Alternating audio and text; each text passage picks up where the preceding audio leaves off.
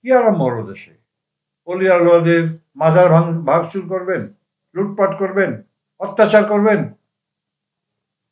এটি তো হতে দেওয়া যায় না। ইউনূসের আমলে এইগুলোই হয়েছে। আপনার আমলে এইগুলোই করছেন তারেক রহমান সাহেব।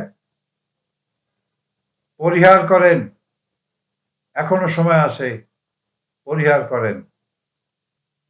বাচ্চাদের চিকিৎসা সুন্দর মতন দেন। আমাদের স্বাস্থ্যমন্ত্রী মহোদয় বলেছিলেন যে রুগী ডাক্তারের পিছনে দৌড়বে না, ডাক্তার রুগীর পিছনে দৌড়বে। এখন ডাক্তারই পাওয়া যায় না, রুগীরা ডাক্তারের পাশে দৌড়াইতে দৌড়াইতে টায়ার্ড হয়ে যাচ্ছে, কোনো ডাক্তার আপনি খুঁজে পাচ্ছেন না।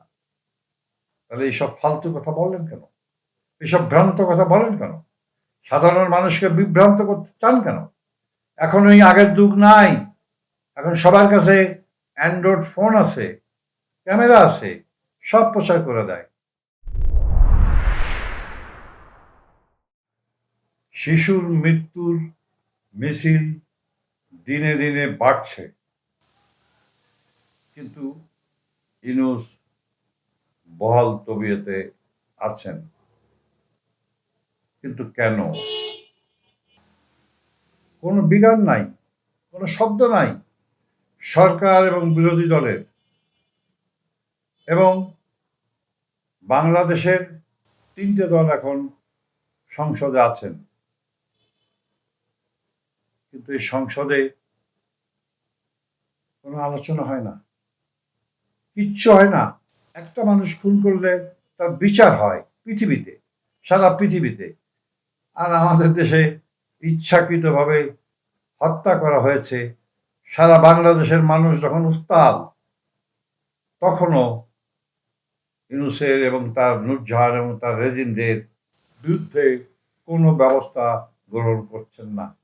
তার মানে কি আমরা ধরে নিতে পারি বর্তমান সরকার ইউনূসের মেটিকুলাস ডিজাইনের মাধ্যমে চলছে?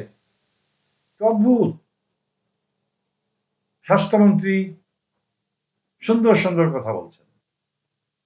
একটা মুক্তিযোদ্ধা, আমার অত্যন্ত প্রিয় মানুষ বকুল ভাই, উনি বলছেন হামের জন্য মানুষ মারা যাচ্ছে না, মারা যাচ্ছে পুষ্টিহীনতার কারণে।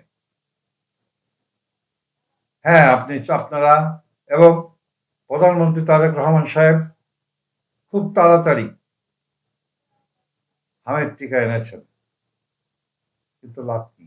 কতগুলি হামের টিকা আনছেন?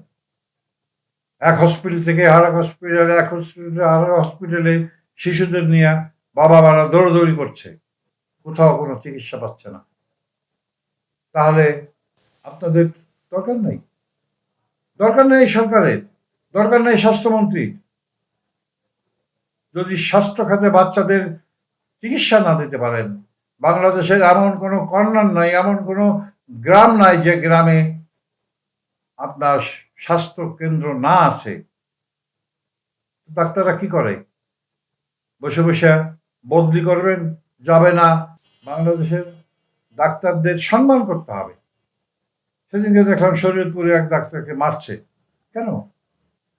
একটা ডাক্তারের দরকার একটা মানুষকে বাঁচানোর জন্য, তারা চেষ্টা করে, ত্রুটি করে, ভুল ভ্রান্তি হতেই পারে, সেজন্য শাস্তির ব্যবস্থা আছে, শাস্তি করেন। কিন্তু তা না হলে মব সৃষ্টি করে আপনারা সেই ডাক্তারকে মারবেন, এটা হতে পারে? হতে পারে। কি আরম্ভ হলো দেশে? অলি আল্লাহদের মাজার ভাঙচুর করবেন, লুটপাট করবেন, অত্যাচার করবেন? এটি তো হতে দেওয়া যায় না। ইউনূসের আমলে এইগুলোই হয়েছে। আপনার আমলে এইগুলোই করছেন তারেক রহমান সাহেব। পরিহার করেন, এখনো সময় আছে, পরিহার করেন। বাচ্চাদের চিকিৎসা সুন্দর মতন দেন। আমাদের স্বাস্থ্যমন্ত্রী মহোদয় বলেছিলেন যে রুগী ডাক্তারের পিছনে দৌড়বে না, ডাক্তার রুগীর পিছনে দৌড়বে। এখন ডাক্তারই পাওয়া যায় না, রুগীরা ডাক্তারের পাশে দৌড়াইতে দৌড়াইতে টায়ার্ড হয়ে যাচ্ছে, কোনো ডাক্তার আপনি খুঁজে পাচ্ছেন না। তাহলে এইসব ফালতু কথা বললেন কেন? এসব ভ্রান্ত কথা বলেন কেন? সাধারণ মানুষকে বিভ্রান্ত করতে চান কেন? এখন ওই আগের যুগ নাই। এখন সবার কাছে অ্যান্ড্রয়েড ফোন আছে, ক্যামেরা আছে, সব প্রচার করে দেয়। আগের দিন চলে গেছে। দোজ ডেজ আর গান away, don't forget this thing. আমার অত্যন্ত প্রিয় স্বাস্থ্যমন্ত্রী মহোদয়, একটা কথা স্মরণ করে দিতে চাই, ইউনূস 18 মাসে যা করছে শেখ হাসিনা 17 বছরেও তা করে নাই। এখন পর্যন্ত আপনি 3 মাসের মধ্যে কি ডেভেলপমেন্ট করাচ্ছেন? ওই কৃষক কার্ড, ফ্যামিলি কার্ড, এগুলি দিয়ে হবে না।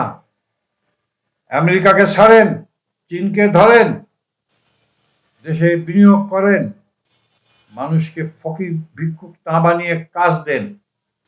যদি কাজ দিতে পারেন, মানুষ আপনাকে মাথার উপরে রাখবে।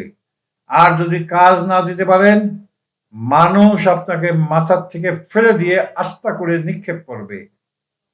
বাঙালি জাতি কারোর কাছে মাথা নত করে নাই। যা অতীতে ব্রিটিশ বেনিয়া কোম্পানিকে দেশ থেকে বিতাড়িত করেছে, বিতাড়িত করেছে পাকিস্তানকে, পাকিস্তানের সেই জুলুমকে, অত্যাচারকে বিতাড়িত করেছে। আমেরিকার সাথে চুক্তি করবেন, কোনো লাভ হবে না। আপনি দেখবেন গ্রামগঞ্জের মানুষ কিভাবে বিক্ষোভে ফেটে পড়বে এবং সবাই ঢাকা অভিমুখে রওনা দেবে এবং চট্টগ্রাম বন্দর পর্যন্ত পৌঁছে যাবে। তখন কি করবেন?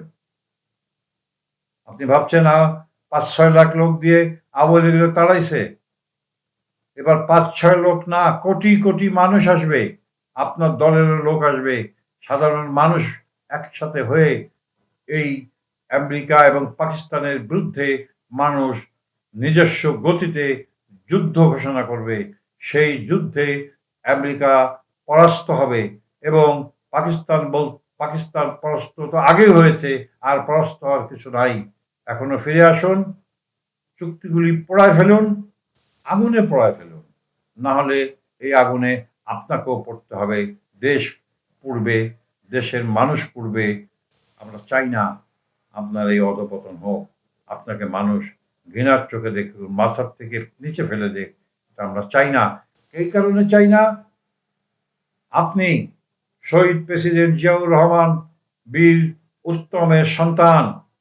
আপনার মা 3 বার প্রধানমন্ত্রী ছিল, কারোর কাছে মাথা নত করে নাই। সেই জন্যই আপনার জন্য আমার এই অনুরোধ, আমার এই বক্তব্য। আপনার রক্তের মধ্যে সিংহের রক্ত বহিমান হচ্ছে বলে আমি আপনাকে অনুরোধ করছি, না হলে আমার করার কোনো দরকারও ছিল না।